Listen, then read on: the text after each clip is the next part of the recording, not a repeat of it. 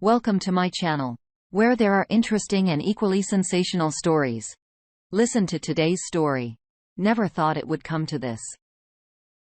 I, 34 male, have been married to my wife, 37 female, for coming up to 5 years, together for 13. We have 2 junior school-aged children. Friday night, we both said we want a divorce. We each have our own story. Here's mine. For the last 2 years, things have been rocky in parts. Several times throughout the 2 years, there have been several instances where she has lied and done things behind my back that we both consider inappropriate for married couples. Things like being on dating sites, sexting other people, meeting people in person, still maintains no actual affairs, sex, lying and deceiving. Every time this has happened, it has been me who has discovered it, never from being told honestly about it. When confronted with evidence, GPS, pictures of messages, etc., she ends up denying it first and then breaking down and telling me how sorry she was and that she wants to work on it. Then we have a couple of good months. Then I discover she is back to the same old routine. Now, throughout the last year, I have been absolutely paranoid to the point of asking to look at phones, accounts, etc. She has become so good at hiding things, but I always find out, be it hidden Facebook accounts, email addresses, profile pages. I've hated living like this. Ironically, this is one of the reasons she wants to divorce. My reason is the trust is absolutely gone, and I wouldn't even know where to begin building it back. From my understanding, this is gaslighting. Now that we are talking divorce, she is telling me she no longer loves me or is attracted to me, and she feels relieved that this is happening. She says that the things she has done in the past were bad, and they were her way to make herself feel better for staying in a marriage for the children. I spoke to her about this and asked, did she love me when we married? And she says, yes. She says this has been happening for the last couple of years. 2 years ago, she spoke to her mom and said she was planning on leaving me. Her mom gave her some advice and basically told her to work at it. I assume that is why we are now where we are. I wish she had spoken to me about it 2 years ago before any of this happened. Maybe we could have figured out the problem and worked on it. There are other elements to this story. She has suffered from serious depression for some years. On several occasions, has built up huge secret debts with online shopping, etc. I sometimes wonder if this is all related. Every time something has happened and it's all come out, I've been the one giving the chances and wanting to work on it. I just feel like I have no more energy to do this anymore. I feel awful. I feel terrible for my children. I'm dreading telling them. I know this has to happen, and I want this, but the process is so intimidating. I've spent the last few nights barely sleeping, not eating, just sad. Anyway, that's my story in a nutshell. For the first time in a long time. I don't know what's next, and that scares me. Alright, first, some comments from the community, then an update. Broken Chewy says, unfortunately, there are so many of us in similar situations. I'd like to start by saying that it has nothing to do with you. We cannot control the behaviors or actions of people that make these decisions and take paths that destroy our lives, families, and futures. They are selfish individuals that, even if they feel like they love you and want to protect you, only care about fulfilling other fantasies. We can own our parts in the marriage, not going well. But it is never on us. That would fight until the end of our marriages, as we don't have a partner that understands that level of dedication and commitment. Will your kids be okay? That depends on a lot of factors. Too many studies in the last 20 years show long-term negative effects on children of divorce. It appears the path to success for them is honestly in everything that has happened at the appropriate age, therapy, and the willingness for the parents to co-parent in a healthy, open way. Last, I'm so sorry you're going through this. Engaging therapy for yourself. That I'm not enough feeling, anxiety, and living minute to minute sometimes is a brutal thing. You have to know that you are enough. Our next comment comes from, when you had. I was in a different situation. But while married, my whole life was planned out. House, kids, etc. It was all planned out. Then suddenly, when I filed for divorce, it wasn't anymore. That was scary for me. And even though divorce was the right decision, I didn't realize how scary the future would seem after filing for divorce. It's still kind of scary, but I realized that this can be viewed as a positive. Obviously, having kids, you can't just do anything, but you can kind of do just anything if you know what I mean. I became the top adult in my life again. And there was a lot more time and energy to put into me. I realize you wish you could see your kids every day, but since you'll end up with some sort of custody arrangement, you'll have alone time. You can use it to learn how to cook or go to the gym or whatever hobby that interests you. Just think of what you can become or what you can accomplish by this time next year. So, yes, it's hard and scary, and not the way you wish it turned out, but that doesn't mean there's no positives to be found. Dogs 94 is up next. Oh. Sorry, buddy. Probably the basic problem is that she's an immature brat who wants the world to suit her needs. Then is that you guys possibly shouldn't have gotten married in the first place. It's what happened to me and a lot of other people in this sub. I mean, my ex-wife was like the fourth woman that I'd been on more than 3 dates with in my life. We got along okay and mutually said, yay. Love. Let's get married. Because that's what you're supposed to do when you're 25 and in love. She didn't know any better than I did. I sample more when I buy a pair of pants. Heck, I'm at least taking 2 different waist sizes and 2 different inseams into the dressing room, not to mention relaxed fit versus snug fit. That's how you find the best pair of pants. Only we don't do that when we get married. We find a pair of pants that is long enough and can buckle around our waist without falling down and call it done. Then you wash those pants and they shrink and you gain 10 pounds and suddenly they don't fit anymore, but you're stuck with the freaking pants until they rip and get holes in them. Divorce is probably like when the backside of the pants blows out or the pocket gets a hole and all your money falls out. I think that's what kills us. And it isn't that you guys are totally wrong for each other. You're like 80% compatible. Then one day, one of the spouses gets that gnawing feeling that they might be happier elsewhere doing something else, and that's kinda it. They're probably dumb and naive since how the hell would they know? Right? Once one spouse does that, I think it's really hard to come back from. What sucks is that the other spouse has to get blindsided by this, especially when it happens to the way it has with you. She's doing this stuff in the wrong order. Divorce first, then dating sites. One positive? Since you have to look for positives or else you go nuts, she'll be the bad guy forever in this story of divorce. You guys were happily married. Not true, but whatever, until she started having this secret life and having emotional affairs. You'll be clean with your kids. When you date in the future, that story will pass muster just fine with other women. To be honest, she sounds like a childish brat. Divorce may be the right thing for you guys, but this thing where people are always looking for something better is just annoying. That's not life.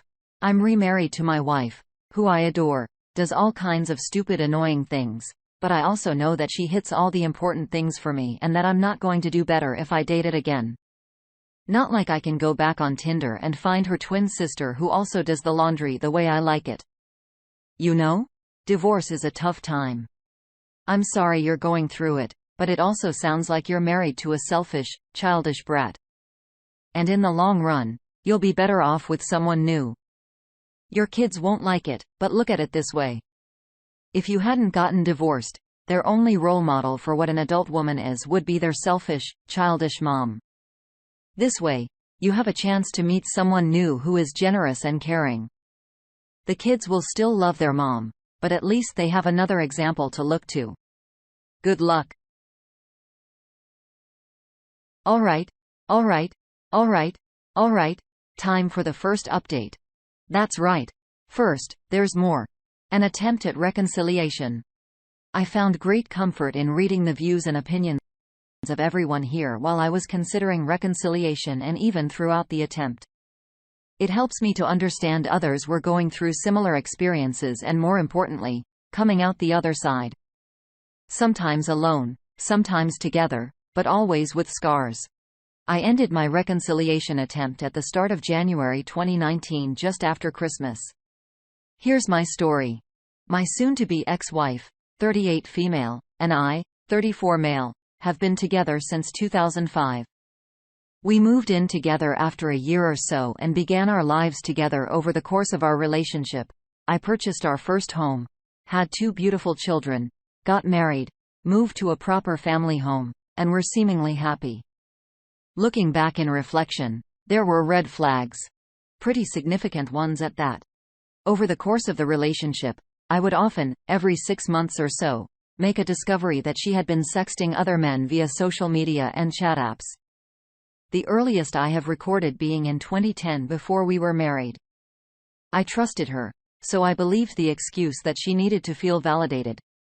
Her insecurities drew over to it, but it was nothing more than that. It wouldn't happen anymore. I'm all she needed, all she wanted. D-Day for me was February of 2018. A few months prior to D-Day, found some pretty graphic messages that heavily implied she was having a relationship outside of our marriage. I confronted her and told me she had been seeing someone strictly as a friend. Nothing more. Oddly, I recognized the name as someone she had been sexting back in 2008, 2009. I wrote her letters, begged for the truth, but was always told that she would never do that to me. Back to February, and I could just not be with her anymore. Always wondering, always in the dark, not knowing what really happened. I was tired of playing detective. I asked for a divorce. She said she didn't want that, but she could understand why I would, and agreed. She went away for a week with the children.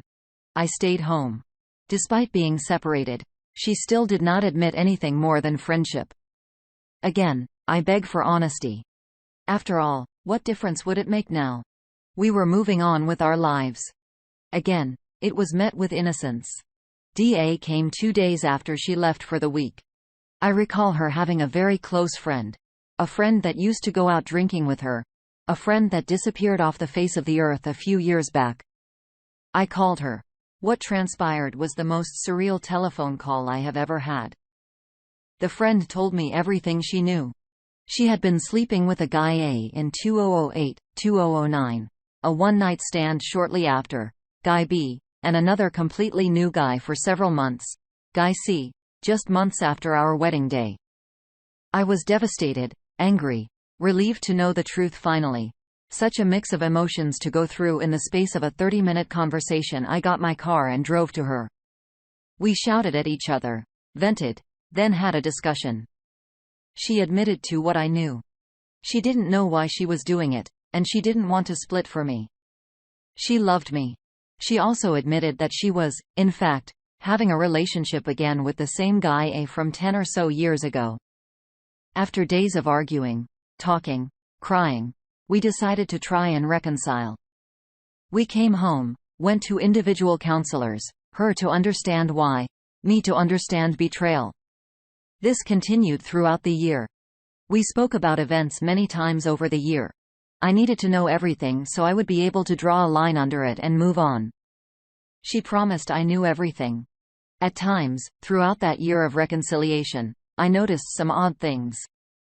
Little red flags that would be innocent, but I decided to listen to my guy this time around. I called a guy, Guy D, that I know she had visited once a couple of years ago, but was adamant nothing ever happened. He picked up. I asked what happened that night, and he told me everything. They were dating for months. She had told him we were separated and divorcing, and I didn't live at home. He slept in my bed, met my children, spent the night, never used protection. It was a total shock to the system. He dumped her after a few months as he didn't believe she was single. He noticed my pictures in my house, my laundry in the laundry bin, my brand new car I bought for her, even though she didn't work. He put 2 and 2 together and got out of there. He was sorry. He didn't know me to contact me as I don't do social media. Moved away and was in a relationship abroad. I confronted her. Didn't explain I had spoken to ID, but asked her again if anything happened there. She denied. I told her I had spoken to him and she totally validated what he had told me, with the addition that she never used protection with any of the others either. And that guy A had been recently sleeping with her in my bed. She begged me to stay, begged me not to throw everything away. I made my decision. I needed to get through Christmas for the kids, then I'm calling it. My reconciliation ended 11 months after D-Day. I would have hoped we could divorce amicably, but it seems I am to blame for not trying hard enough. All I care about now is being the best father I can be to my children and making sure they have a good role model to look to. The weight off my shoulders is immense. I feel free. Despite the fact we have only just started working through the divorce, though I have had the wool pulled over my eyes for the last 13 years, I feel like I have got to this stage a stronger person and really looking forward to what the future brings. It couldn't be any worse, could it?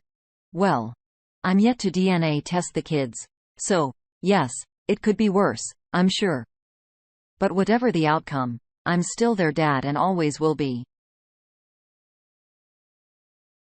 Okay. A few comments and then back to the updates. The Mockingbird starts this section off. Geez, tough read. I don't envy your situation and I applaud you for sticking around until after Christmas for the kids, but it's definitely way past time for you to leave and file for divorce. She and the divorce won't be amicable, and that your soon-to-be ex-wife is blaming you as if her frequent passive infidelity didn't attribute to the end in any way. Either way, I imagine being single and not having to worry whether your wife is having an affair will give you some peace of mind. The details will no longer matter once you're divorced, since her love life will no longer be any of your concern. Focus on the kids and work on yourself. Life's too short to shackle yourself with a serial killer who clearly has issues. Like G's, her affairs were essentially relationships. Who the hell introduces an affair partner to the kids? It's sick.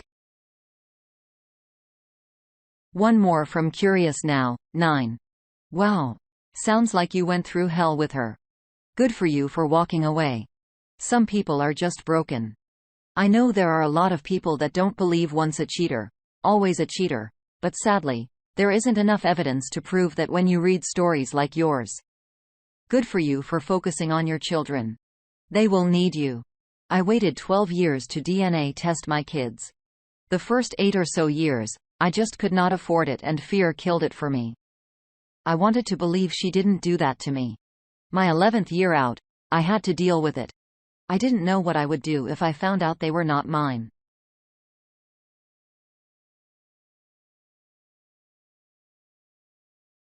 To lose that even if they were not mine. I finally did the test. Then for some stupid reason, I waited 3 weeks after receiving the letter, to open it. I was thrilled to learn they are, in fact, mine. She cheated throughout our whole 12-year relationship, and thankfully, they were my children. I wish I had done that test sooner. Good for you for getting out. Never stay with a cheater, especially if you have children. They need at least one stable parent and they won't have that if you had stayed. Watching over your shoulder, the rest of your life isn't worth it. Okay. Time for update number 2, awaiting the results. Those of you that read my previous post will know that I've had a good number of years living life completely oblivious to the fact that my soon-to-be ex-wife had been sleeping with and having relationships with several other men. 5 I have evidence of and subsequent confession, and several more unknowns. As much as I pressed for one, I was never given firm timelines for the earliest affairs. I know she was texting people in 2010 and had been sleeping with at least one of these men in 2009. But that's all I know before 2013. My children were born in 2011. I asked Beg even if the children are mine. Of course, they are. Why would I ever do that to you? Wouldn't I just get a termination and keep it from you if they weren't? Fair points, but I can't help remember how she took the pregnancy test at the time. I was told she was pregnant over the phone while at work. I rushed home excitedly. We'd been trying for a while. We were excited. When the first scan rolled around, we anxiously awaited for the nurse to see us in. When the nurse told us there were 2 heartbeats, identical twins, at that I was ecstatic. I turned to my soon-to-be ex-wife who was bawling her eyes out inconsolable almost. I wondered why. How would I hope? She said, I understood at the time. Pregnancy was pretty normal. No major issues. The babies were born, and she rejected them immediately. Didn't attempt to breastfeed them. Didn't want to be alone with them. Spent 5 days in the hospital, barely getting to know them. Depression, I thought, is a lot to go through. It was an emergency C-section too. I got to meet them first while she recovered from the general anesthesia. I thought I understood her reaction. Much later, possibly 5 years even, she went on to tell me she never loved them. Not too much later in their tiny little lives. How? Why? I can genuinely say with all my heart, but love at first sight is real. It's what I felt when the nurse took me into the ward and introduced me to my girls. Swaddled together in the same cot, so tiny, 4 pounds for each of them. Then there was a suicide attempt in 2012. 1 year after the girls were born, I was out, she and the girls were home. The girls were in bed in their cot when I found her on the sofa with a bottle of wine and 2 packs of pills. My mom and best friend were with me. The explanation I got for this during our reconciliation was she was depressed over the affairs and thought I deserved better. Why then did she recover and go on to form at least 3 more affairs? It's only now 1 year past D-Day that I looked back and realized this could be absolutely normal, but it could also be wrong. There's doubt in my mind, doubt caused by her past actions, and deceit, making me doubt the paternity to my own children. How could anyone ever do that to another person? The DNA results arrive Wednesday? How about you want to know what the answer is? Let's get one quick comment, then I'll tell you. Monster Killer Death Ma says, man, good luck is all I can say. Sincerely hope they are yours. I assume you've thought about how the relationship will change if they're not. Will you still parent them? Will you still love them? Will you accept the results of the test, or will you be in denial? If they are not yours, will you tell the potential biological fathers? In some states, I believe, legally, you'll be the father regardless of biology as you and your wife were married at the time. I recently went through the same thing. I will never forget the feeling and fear leaving my house for the last time, not knowing if I was the father of my oldest. I knew when I was out that I would get the email and the answer. Is hardly any other pain, like the pain of having a child ripped from you. For me, my oldest is mine. Then I got my other 2 kids tested. Affairs had ended by the time they were conceived, and they are mine too. But I still questioned the test for my oldest. I did a court-admissible test and went to a doctor's office. But he's got a different body build and a way different growth pattern in my youngest too. I guess he's mine, but it's hard to believe. Okay. Drum roll.